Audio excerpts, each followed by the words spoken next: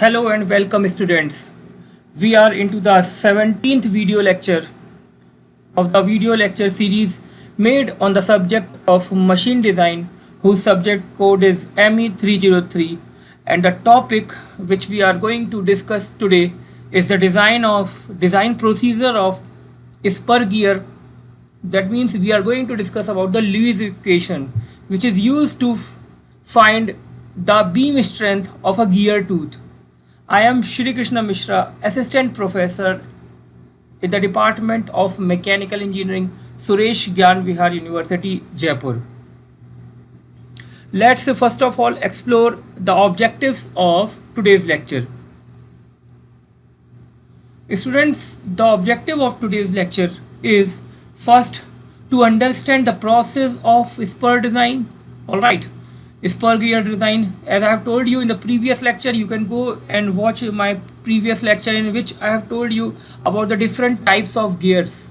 All right, and then I have told you about the various types of terms which are used in gear design. So you can go through those video lectures in the previous slide.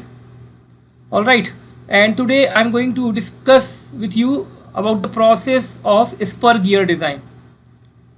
Spur gears are those gears in which the axis of the teeth of the gear is parallel to the axis of the shaft. Spur gears are those gears in which the axis of the shaft is parallel to the axis of the teeth. All right, students, axis of the teeth are parallel to the axis of the shaft.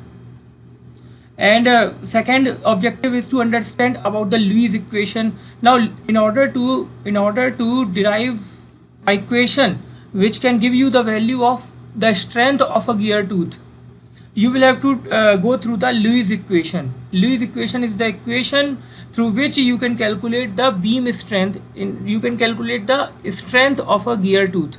All right, so we will first of all understand what is a Lewis equation. All right, students, and then after we will derive the Lewis equation. And also we will understand about the importance of Lewis equations for finding the strength of a gear tooth. All right, so these are the objectives of today's lecture, students. Now let's move into the lecture. First of all, what are gear materials? The materials which are used for gear manufacturing are known as gear materials. And basically, what are those materials which are used for gear manufacturing? See, first of all, the material used for the manufacture of gear depends upon the strength and service conditions. All right, service conditions means what type of service conditions? Service conditions means like wear and tear, noise, etc. Then the gears may be manufactured, students, from metallic or non-metallic materials. Now the materials which can be used for gear manufacturing can either be metallic, all right, can either be a metallic and or can be non-metallic. The metallic gears, now coming into the metallic gears with cut teeth are commercially available in of the materials cast iron, steel and bronze. The metallic materials which are used for gear manufacturing are, students, what? They are cast iron, they are steel and they are bronze. All right, they are the most commercially and commonly available materials. Now in the case of non-metallic materials which are used for manufacturing of gears are wood, rawhide, compressed paper and synthetic resins like nylon. All right, these are the materials, these are the non-metallic materials. These are the non-metallic materials which are used for gear manufacturing.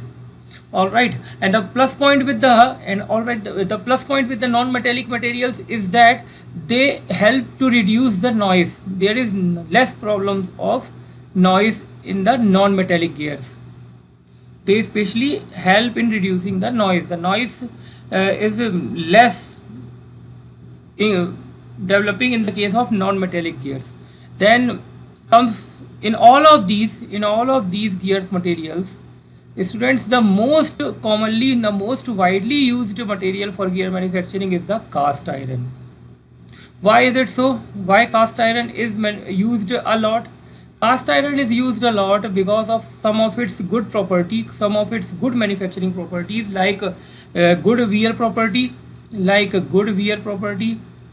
Then after, it has excellent, cast iron has excellent machinability. Cast iron has excellent machinability, means you can easily machine cast iron to get the desired shape. Basically, you all know that the that the gear design is gear manufacturing is basically done in basically done by machining operations. All right, and therefore, since cast iron has good machining properties, therefore it is most widely used for manufacturing of gears. All right, and one more plus point is that it has the ease of producing complicated shapes by casting method. And if you are if you are creating gears by casting method, then cast iron has the ease of producing complicated shapes. Also, the cast iron gears with a cut teeth may be employed where smooth action is not important. One more thing that is to be kept in the mind, cast iron gears are though economical and most widely used, but still they are used only where smooth action is not important, because the noise problem is there with the cast iron. There is noise problem with the cast iron, therefore it is used only where there is no problem of there is no requirement of smooth action. The steel is used for high strength gears. Now, for gaining high strength, if you want to have good strength of the gears, then for that you will use steel. All right, and in steel also, which one? Plain carbon steel or alloy steel. Plain carbon steel or alloy steel. The steel gears are usually, though steel gears have high strength, we all know steel gears are generally of high strength. All right, and the steel gears are usually heat treated in order to combine properly the toughness and tooth hardness. In order to have the combined property of toughness, student, as well as tooth hardness, steel is first of all heat treated. Steel is heat treated in order to combine the property of toughness and hardness, because the teeth of the gear should be hard enough so that they can sustain the load. When one teeth of the one gear tries to move the other gear, whole of the load is taken by a single teeth. Therefore, each teeth should be strong enough to sustain the whole of the load. Then the phosphor bronze is also used as a material in manufacturing of gears. Now, phosphor bronze is basically used for manufacturing of worm gears. I have told you worm gears are those gears which are used to transfer power or motion from two shafts which are neither parallel nor intersecting with each other. And what is the plus point with phosphor bronze being used in manufacturing of worm gear? It helps to reduce wear of the worms, which will be excessive when we will use cast iron or steel. Now, if in case of phosphor bronze, if in case of worm gears, if we use cast iron or steel in place of phosphor bronze, then there is more chances of wears. Therefore, the best material for worm gears is your phosphor bronze. The following tables, you can also use some tables also in which you can get the properties of different gear materials. Now we are coming into the design considerations of a gear drive. There are various type of considerations being taken before the manufacturing of a gear drive. What are those considerations? First of all, the data that is required in the design of gear drives are: first, the power to be transmitted, how much power has to be transmitted with that particular gear drive. Then what should be the speed that is required of the driving gear. And the third important requirement is the speed of the driven gear, or we can say velocity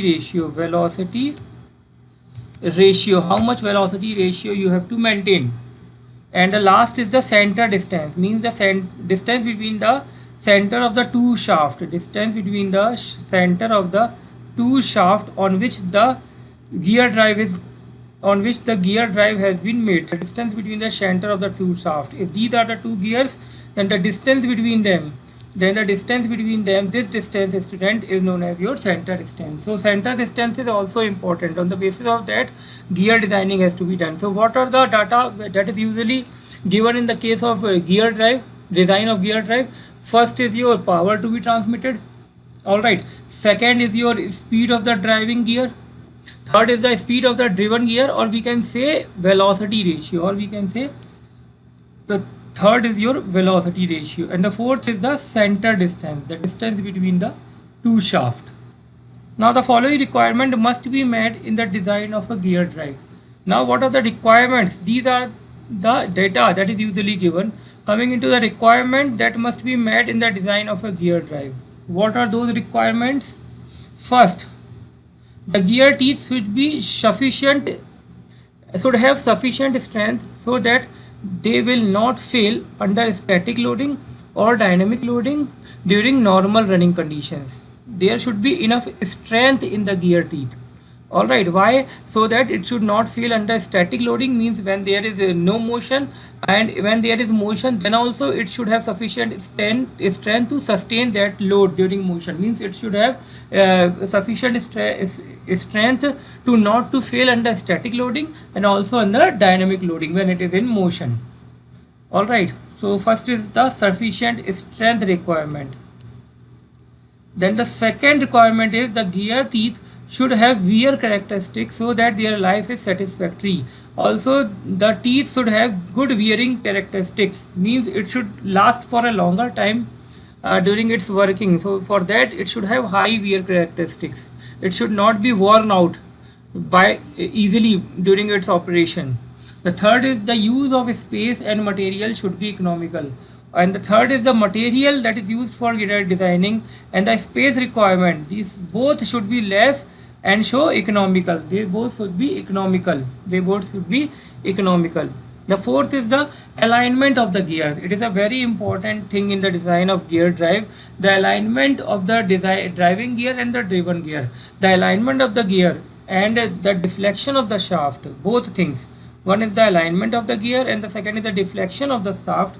They both must be considered because they affect on the performance of the gear. They both affect the performance of the gear. Therefore always there should be proper alignment of the gear and also there should be no deflection of the shaft. All right. Otherwise both can affect the performance of the gear. Then the last is, since the both of the gears are in motion, relative motion with each other, therefore there should be proper lubrication. There should be proper lubrications of the gear. There should be proper lubrication of the gear. So these are the requirements. First is the gear should have sufficient strength, it should have good wearing characteristic, it should take less space, and it should use a material that is economical. Then there should be proper alignment of the shafts of the gear, and also the shaft should not deflect so that it should not affect the performance of the gears. And lastly, the lubrication of the gear is also important, so it should also be satisfactory. So these were all the requirements of a gear drive. These are all the requirements of a gear drive. Now moving further, now we are going to discuss about the Lewis equation. Now the beam strength of gear teeth is determined by an equation which is known as Lewis equation. Lewis equation basically is an equation that is used to determine the beam strength, of a gear teeth. Now the load carrying ability of the toothed gear as determined by this equation gives a satisfactory result. And in the investigation, Lewis assumed that as the load is being transmitted from one gear to the other, it is all given and taken by one tooth. Though students, there are many teeth in a gear. We all know there are many teeth in a gear. All right, there are many teeth in a gear, but the load student, at a particular time the whole of the load is transmitted by a single teeth. Since, for example, let this be the gear driving gear, and this be the driven gear. So you can see at a particular point of time the whole of the load will be whole of the load will have to be sustained, will have to be bear by a single teeth. So a single teeth should also be able to sustain whole of the load that is being transmitted. So therefore it is said that Lewis assumed that the whole of the teeth, that as the load is being transmitted from one gear to another, it is all given and taken by a single load. Line is important. As the load is being transmitted from one gear to the another, it is all given and taken by a single tooth. Now, because it is not always safe to assume the load is distributed among several teeth, if we assume that the whole load is distributed among several teeth, then in that case the design might be unsafe. Therefore we consider that the whole of the load that is being transmitted, it is all given and taken by a single tooth of the gear. Now when contact begins, the load is assumed to be at the end of the driven gear. All right, when contact begins, the load is assumed to be at the end of the driven gear, at the end of the driven gear. At the starting of the transfer of the load, it is assumed that the load is at the end of the driven gear. All right, and as the contact ceases, means it is at the end, then at that end it is considered, the load is considered to be the end of the driving teeth. So this is the whole of the process. When this is the driving gear and this is the driven gear, so the load is considered to be it's considered to be at the end of the driven gear, and as the motion and as the contact ends, lastly it is considered to be, the load is considered to be at the end of the driving teeth. Moving further, this is the profile of the teeth. This is the profile of the teeth, students. B is taken as width of the teeth and H is taken as the height of the teeth. Now it may not be true when the number of teeth in a pair of mating gear is large, because the load may be distributed among several teeth. Now this assumption, which is taken by Lewis for his Lewis equation, it might not be true in the case of large gears. Because in case of large gears, the load may be distributed over several teeth. But it is almost certain, students, that at some time during the contact of the teeth, the proper distribution of load does not exist, and that one tooth must transmit the full load. But this is not always true, and therefore the design should be in such a way that one tooth should transfer the whole of the load, students. Now if the two gears are in meshing with each other, which will be considered as weaker? That is also a point to be discussed. See, in any pair of gears having unlike number of teeth, the gear which is having the fewer teeth, the gear which is having the less number of teeth, and which is having the less number of teeth, we all know that the word for the lesser number of teeth gear is the pinion. Alright, so the pinion will be considered as the weaker among the two. Whenever there is meshing between the two gears, students, the one which is having the fewer or the less number of teeth is known as, which is known as pinion also, that is considered as weaker. And because the tendency towards undercutting of the teeth becomes more severe in gears as the number of teeth become smaller, and we all know that as the number of teeth becomes smaller, therefore as the number of teeth becomes smaller, there is a problem of undercutting of teeth. When as the number of teeth in the gear becomes less, then what happens? There is the problem of undercutting of teeth. Therefore the pinion, or the one which is having the less number of teeth, is considered as the weaker one. Now this may not be true when the number of teeth in a pair of mating gear is large, but this problem of undercutting of the teeth, that is not in the case when the number of teeth in a gear are large in numbers, because in that cases the load is distributed among several teeth. If the number of teeth are larger. So the problem of undercutting is not there when the number of teeth are larger in numbers. All right. It is almost certain that at some time during the point of contact, the proper distribution of load does not exist, and that one load must transmit the one tooth must transmit the full load.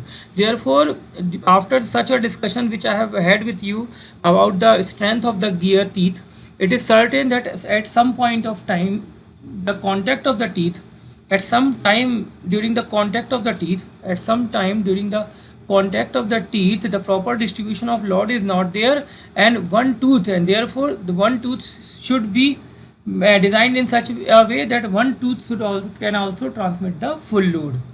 In any pair of gears, students, having a like number of teeth, the gear which have the fewer teeth is always considered as weaker. So this is the important line, that we will always consider the pinion among the two which is having the less number of teeth as weaker. Why? Because that if those having the less number of teeth have that problem of undercutting. Now we will derive the Lewis equation now. First of all, we are considering that during the motion of a driving gear, the driving gear takes with itself the driven gear. How it takes? One of the teeth of the driving gear, it strikes on the driven gear. Now the force with which it strikes the teeth of the driven gear, let that force be Wn. For that, first of all, one thing that should be kept in mind is that we are considering the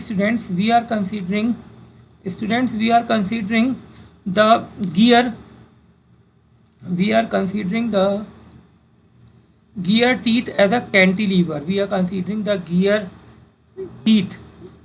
tooth as a cantilever. You can see as a projection coming out, which is supported at one end. What is cantilever? We all know, students. I have told you, I have explained you in the previous video lecture about the different types of beams. You can go in my lecture series made on the subject of mechanics of solid. In that, in the video lectures, I have explained you one complete video I have made of the different types of beam.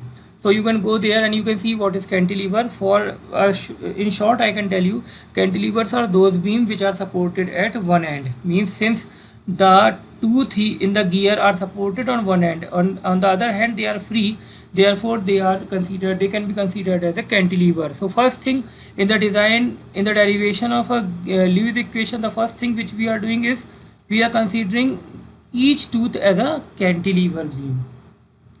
Alright, and the load which is acting on each tooth is Wn. What we are considering, that the Wn is the load which is acting on each teeth. Alright, now this Wn, this load which is acting by a teeth of one gear, driving gear to the another gear, let this load, since this load is at an angle, so we will take out its two component.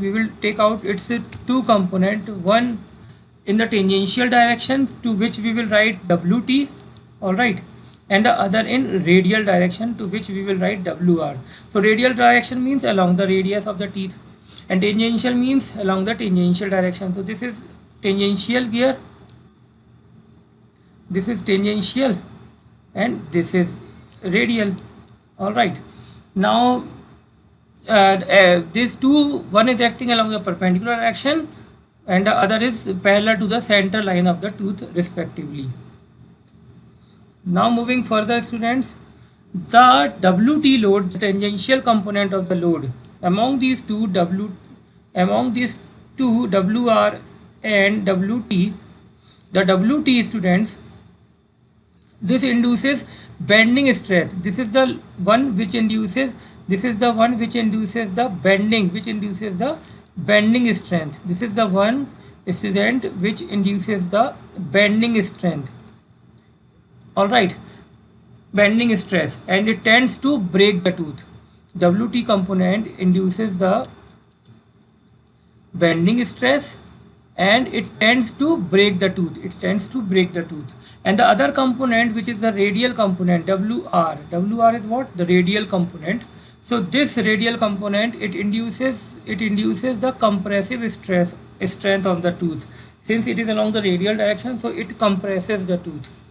Alright, and since it is of a small magnitude, since this WR is always of a small magnitude and therefore it can be neglected.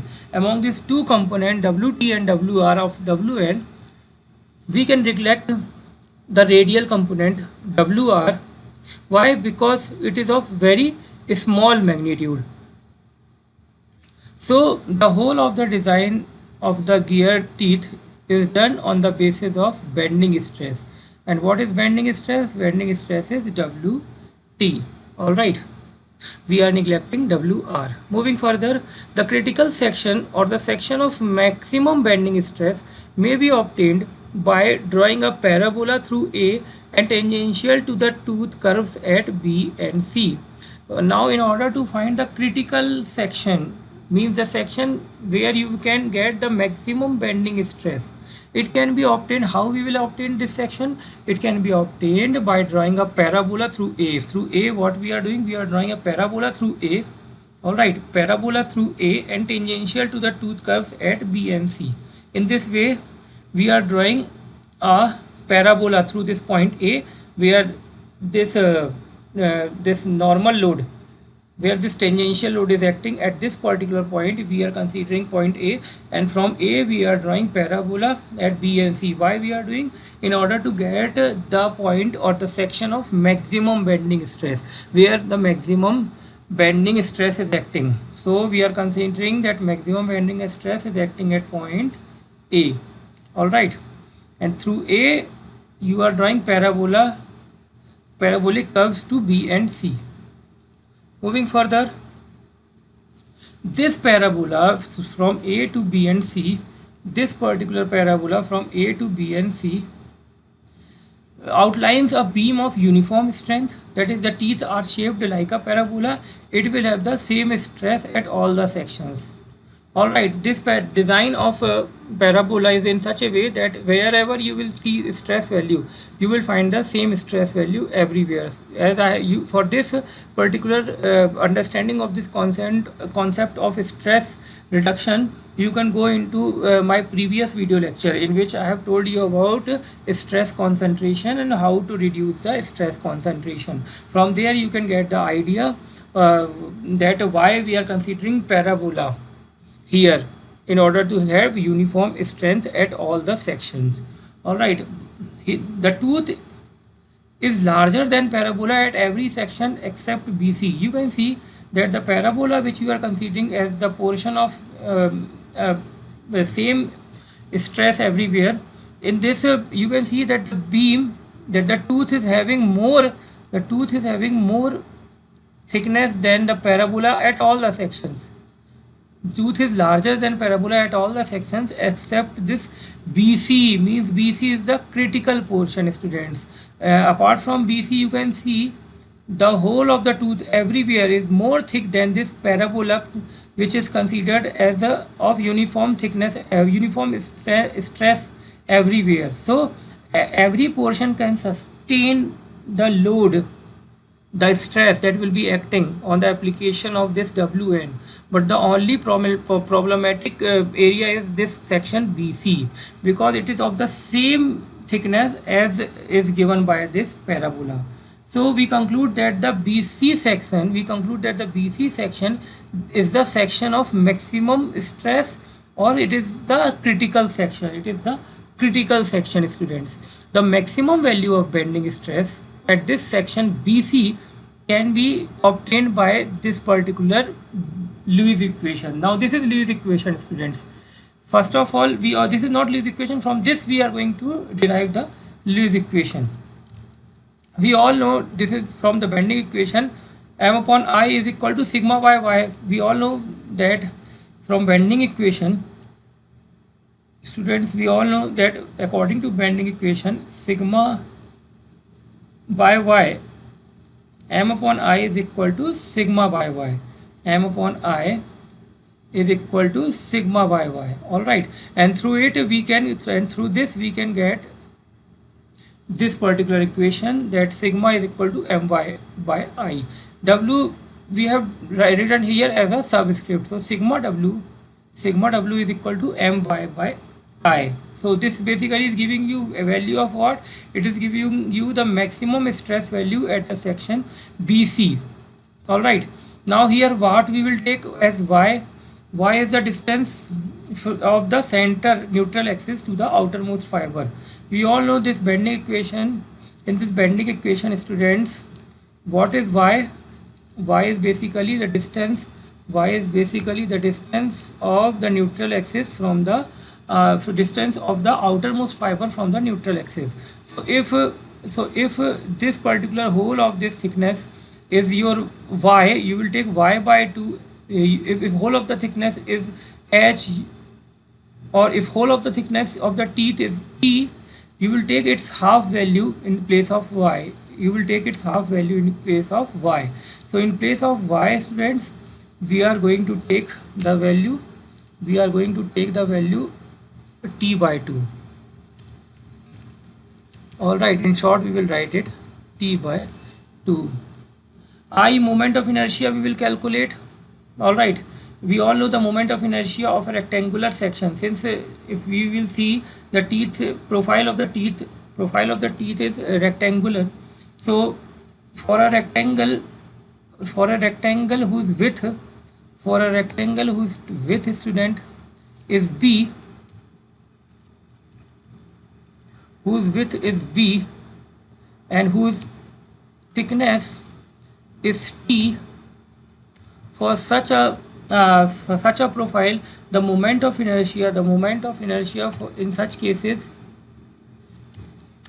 is equal to bt cube by 12. Bt, in short, we will write it is equal to bt cube.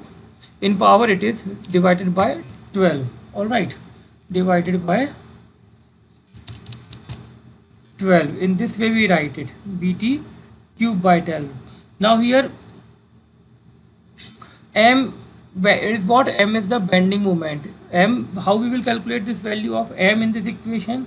M will be calculated in this way. How? See, for m, what will be the moment? First, moment is basically the load into the distance from the point where it has to be obtained. So BC is the section where you have to find the moment, and the load that is acting is WT, and it is at a distance of h. BC is the section from where we have to calculate the bending moment, and the load which is acting is WT, and it is at a distance of h from BC. So this means that bending moment will be equal to the load WT divided by WT, not divided by WT into the distance. What is the distance? It is h. So WT into h, WT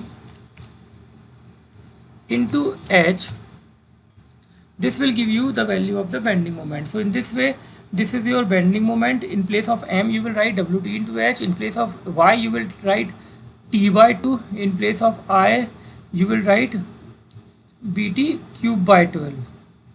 So in this way, when you will put all those values here in the equation, sigma is equal to my by I.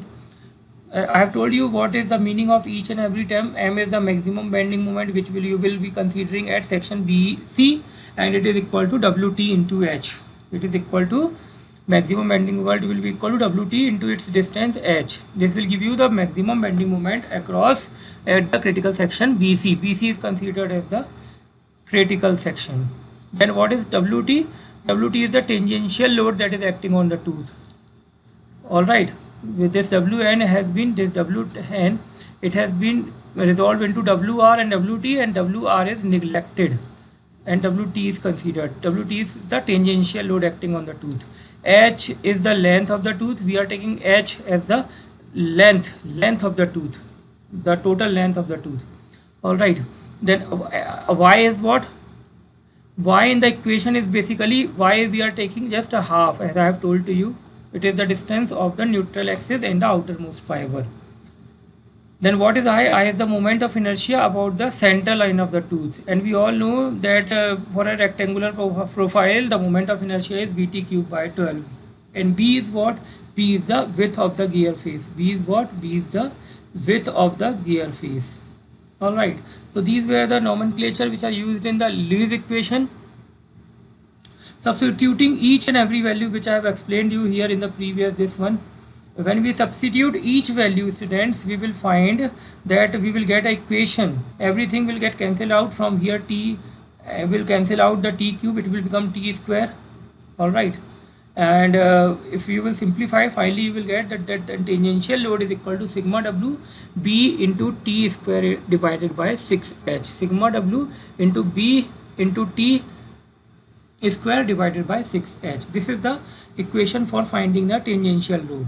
Now in this particular equation, student, t and h, these are the variables. T and h are what? Basically t is the thickness of the tooth and h is the length of the tooth. These both depend upon the size of the tooth. These both depend on the size of the tooth. Size of the tooth means it's a circular pitch. Size of the tooth means it's a circular pitch.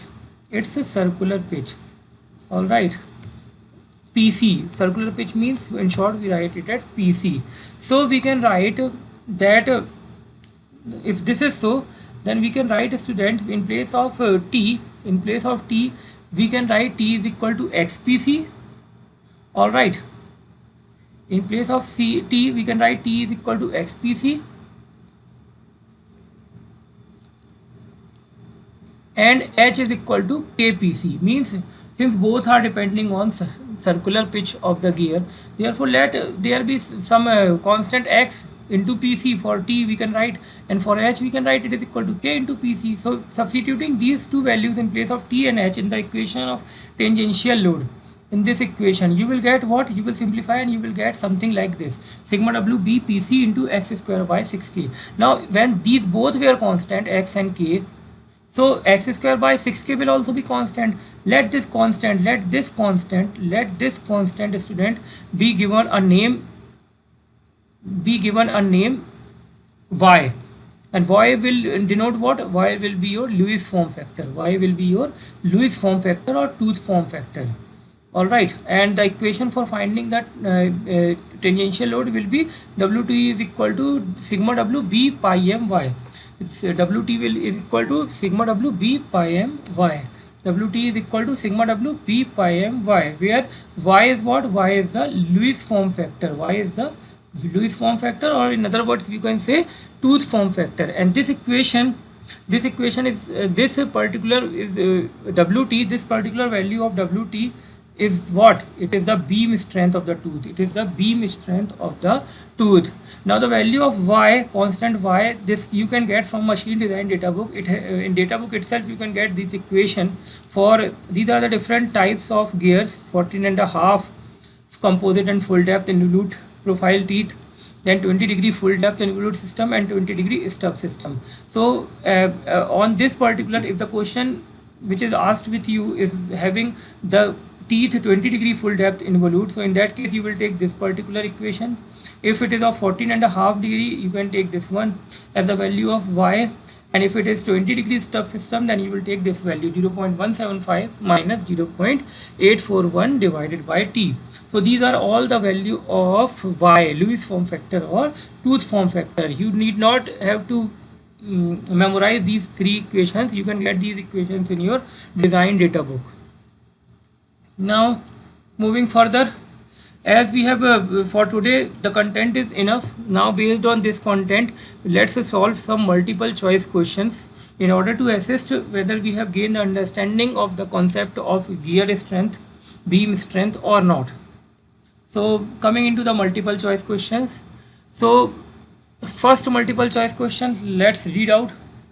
All dimensions for a standard gear system can be defined in terms of, now all dimensions of a gear system can be defined in terms of two things. One, you should give the module of the gear, and the second is you should also provide the number of teeth. We all know module is what? A module is your m is equal to d by t, means pitch circle diameter divided by the number of teeth. So first is important, students. Option A is important, module and the number of teeth. These two things are important.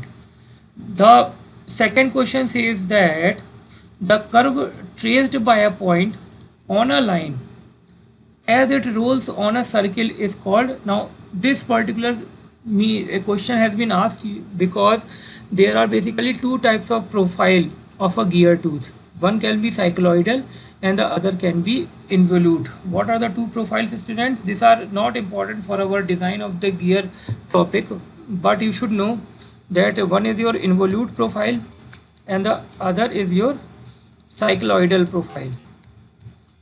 In it, basically the curve traced by a point on a line as it rolls on a circle. The curve obtained when a point rolls on a line on a circle, and that particular curve is known as your involute curve. So therefore this question has been asked, involute is the curve that is traced by a point on a line when it rolls on the circle, when it rolls on the circle. So the option C is the correct option, involute profile. Coming into the next multiple choice question, MCQ number 3. Spur gears used for machine tools, gearboxes must have the contact ratio. Now in the case of gearbox, students, the contact ratio of the spur gears should be more than 1.4. This you should keep in mind. The contact ratio in the case of the gears used in gearboxes, that should be more than 1.4. Coming into the MCQ number 4. The pitch circle diameter and the number of teeth in a spur gear are small d and z respectively. The PCD and the number of teeth in a spur gear are small d and z. The module M in such cases is given by, see, d and z are basically what? They are diameter and number of teeth. So we all know M module is equal to d by t if when t is the number of teeth. But in place of t, they are giving you the name as z as the number of teeth. So it becomes equal to d by z. So in all the options, option C, in all the options, students, option C is the correct option. Option C is the correct option. Coming into the MCQ number 5. Which of the following gears does not require a hunting tooth? So in all these options you can see that the D option, 51:25, they does not require the hunting tooth. Now of MCQ number 6, coming into the multiple choice question number 6. In case of spur gears, Lewis form factor depends on Lewis form factor, students, in all the options. Option A module, option B number of teeth, option C pressure angle, and option D both B and C. In all the options we know that both are required. Both means the number of teeth as well as pressure angle. Both are required in order to find the Lewis form factor. You would have seen in that formula also. First of all, the type, the pressure angle, how much is the pressure angle, on the basis of that you use the equation of Lewis form factor, and in that equation you will see that there is a term of capital T, number of teeth. So both are important, pressure angle and number of teeth. This means that option D is the correct option. Coming into the multiple choice question number 7. Permissible bending stress for gear tooth is usually taken as, for gear tooth the permissible bending stress is taken as, so we all know that permissible bending stress for a gear tooth is taken as 1/3 of the ultimate tensile strength. This you should bear in mind, that permissible bending stress in the case of gear tooth is 1/10 of the ultimate tensile strength of the material used for manufacturing of the gear. Then coming into the MCQ number 8. Wear strength of gear tooth should be, wear strength of the gear tooth should be less than effective load, more than effective load, more than wear strength, or more than load due to power transmitted. So guess what should be the answer? Wear strength should be more than the effective load. So B is the correct answer. Coming into the MCQ number 9. In Lewis equation, gear tooth is considered as, we all know that while we were discussing the Lewis equation, we considered, while discussing the Lewis equation, we have considered each of the gear tooth as a cantilever, So So here the answer will be option number B. B is the correct answer. Cantilever.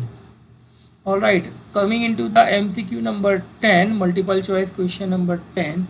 According to Lewis equation, option A, pinion is always weaker than gear. Option B, pinion is weaker than gear if it is made of same material. Option C, gear is weaker than pinion if made of same material, and none of the above. So among these options, we all know the one which is considered in the case of Lewis equation is the B option. B is what? Pinion is always considered weaker than the gear if both are made of same material. See, you might get misleaded by this option number 1, but option number 1 is not complete because it is saying only half of this particular concept. Pinion is always weaker. Yes, it is weaker, but when both are made of same material, when both the gears are made of same material. All right, so these were all the multiple choice questions that were based on the discussion we have had today.